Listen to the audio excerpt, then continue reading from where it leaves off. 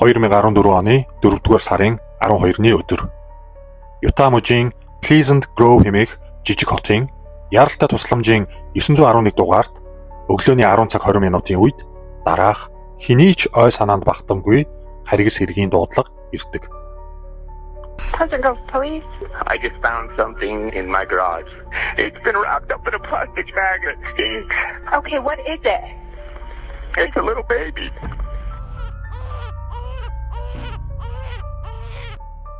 Дуудлагын дагуу цагдаагийнхан яралтай очиход дуудлага өгсөн Даррен Вест хэмээх залуу шоконд орж паникцсан байдалтай гэрийнхээ гадаа байсан ба гаражнаасаа олсон зүйлд итгэж чадахгүй цагдаа нарыг угтсан юм. Гялс нэг юм сануулад хэлэхэд subscribe, like товчуудаа дараарай.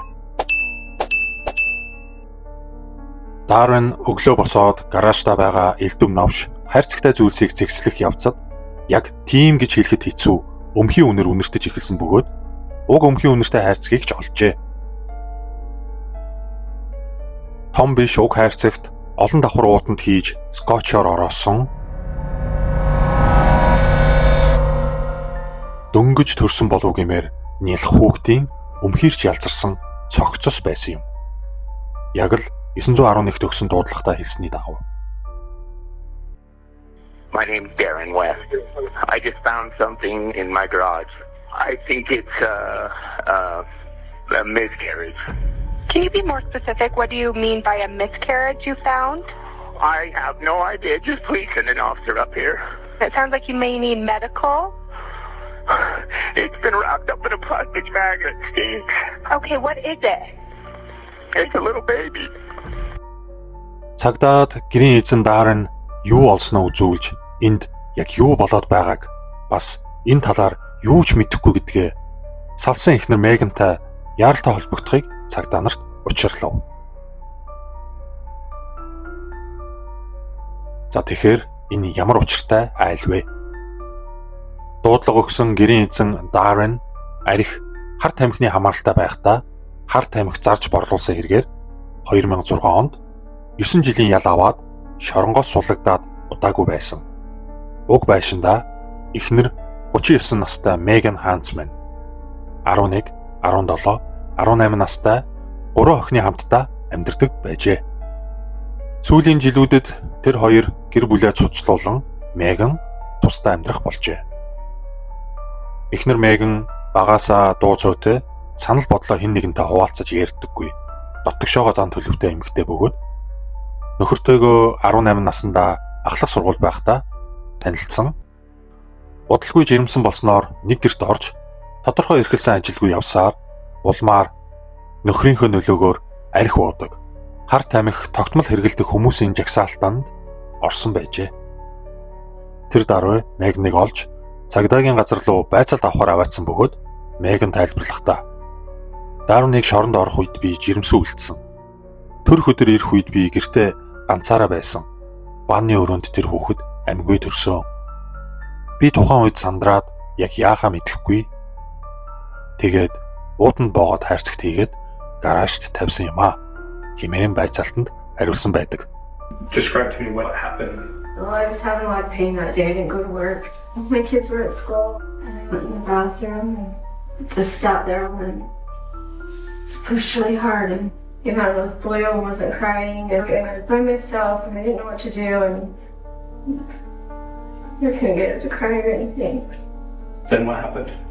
I got scared and I wrapped it up. And not being smart and telling you guys, I was in shock. It was stupid of me to do it. What do you mean when you say you wrapped it up? You remember? It was towels and garment bed or something. I put it in the box. Ачирхалтай нь Меган нөхөр Дарренда жирэмсэн үлдсэн шүү. Бас хүүхэд эндсэн талаар огт хэлээгүйгээс гадна түүнийг жирэмсэн байсныг хинж анзаараагүй, мэдээгүй байна. Мэдээж эмчийн үзлэгт огт орж бүртгүүлээгүй тул эмнэлгийн ямар нэгэн бүртгэл үлдээгүй. Энэхүү байцаалтыг авч байх яг тухайн үед гаражт цагдаа нар үзлэг шалгалтаа үргэлжлүүлсээр байлаа. Цагдаа нар тун удалгүй нэг с ิจ гтэй хайрцаг олсон бөгөөд түүнийг задалтал яг өмнөх шиг олон давхар уутанд хийж скотчоор ороосон ахин нэг нялх хүүхдийн ялзарсан цогцос олжээ. Энэ цочирдон мэдээг байцаалт авч байгаа мөрдөгчдөд нэн даруй мэдээлсний дагуу мөрдөгч Мегнаас хоёр дахь хүүхдийн цогцос олдлоо. Тэнд яг хэдэн цогцос байгаа вэ гэж шууд тулгаж асуухад Меган юу гэж хариулсан гэж яг сайн санахгүй байна. 4 хүүхэд байгаа. Энэ хариултанд мөрдөгч хүртэл барьц алдан бүх 4 цогцос тэр гараажд хайрцагт байгаа юу гэж асуухад Меган тийм ээ. Бүгд нэг тавир дээр байх ёстой гэж хариулдаг. Тэр үнэхээр үнэн хэлсэн байв. Цагдаа нар нийт 4 нялх хүүхдийн ялзарч муудсан цогцос олсон юм. Бүгд тус тусдаа уутанд ороогдож скотчдуулсан. Тусдаа хайрцаглагдсан олджээ.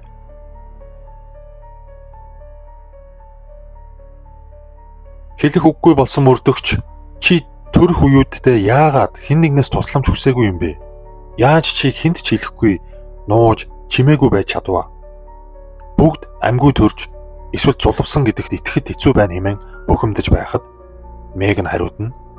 Би залуу тэнэг байжээ. Хар тамхины нөлөө бас байсан. Нөхөр нь шоронд байхад жирэмсэн болсон гэдгээ бусдад мэдгэдгээс маш их айсан гэдэг тайлбар өгч байлаа. Байцаалт авч байсан мөрдөгч ахин аимшигт мэдээ авав. Гараашаас нэмж 3 нялх хүүхдийн ялзарсан цогцос олджээ. Мегнаас яг хэдэн хүүхдийн цогцос байх ёстой вэ гэж тулгахад сайн санахгүй байсан бөгөөд 8 эсвэл 9 ч байж магадгүй гэж хэлсэн. Бурхан минь 9 хүүхэд. Мөрдөгч маш шаргуу байцаасны эцэст эхний олдсон хүүхдээс бусд нь хорвоод мэдлэгтэй амьд төрснийг нь хилүүлж чаддаг. Меган дөнгөж төрсөн нэлх үрсээ ам хамрыг нь гараараа таглаад зүрхэн цохилохгүй болж бие нь суларч амьгүй болохыг хүлээдэг.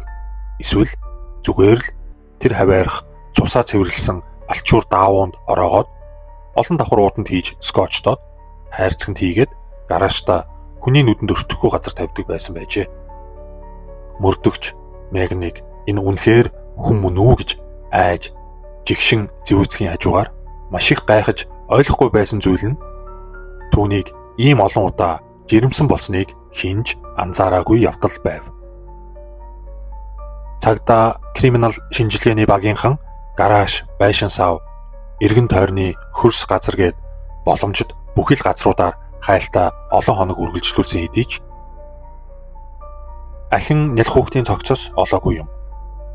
Нийтдээ 7 дөнгөж төрсөн нялх хүүхдийн цогцос олцгоожээ. Энэ бол үнэхээр аимшигтай. Мегны дараа экс нөхөр Дарныг байцаасан бөгөөд шоронгоос өмнөх нөхцөл байдлыг асууж тодруулахад Даранд мэдэх зүйл огт байсангүй.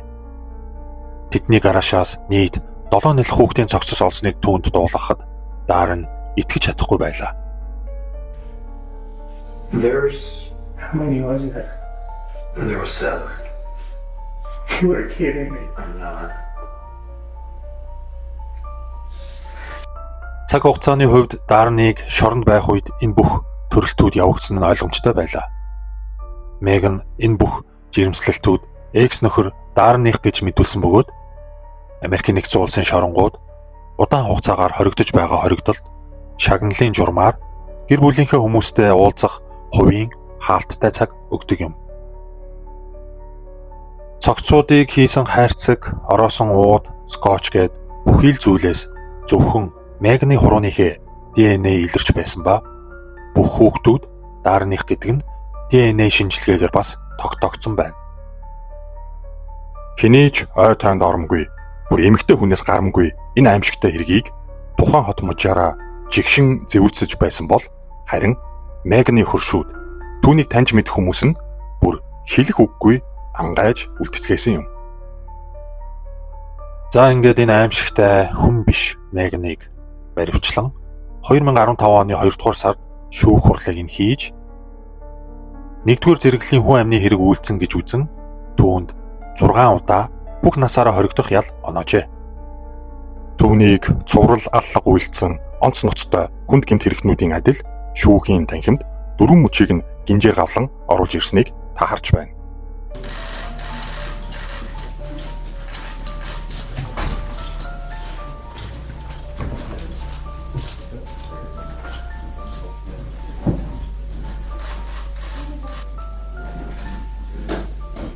Түүний нэг хүүхэд амьгүй төрсөн нь батлагдсан учраас үлдсэн 6 дөнгөж төрсөн нялх хүүхдүүдийнхээ амь насыг санаатаагаар хороож нуун дарагдуулсан гэж үзээд инхүү 6 удаагийн бүх насаар нь хорих ял түүнд оноосон нь энэ юм байна.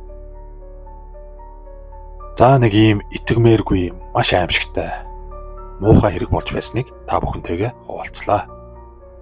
Сэтгцэд нөлөөлөх донтуулах бодис хар тамхинаас л хол байцгаагаарай. Бичлэгүүд маань таалагдсан бол subscribe дарж сувгийг маань дэмжээрэй. Лайк дарж, комент үлдээгч бас дэмжлэг болдог шүү. Та бүхэндээ баярлалаа. Дараагийн бичлэгээр уулзтлаа. Түр баяртай.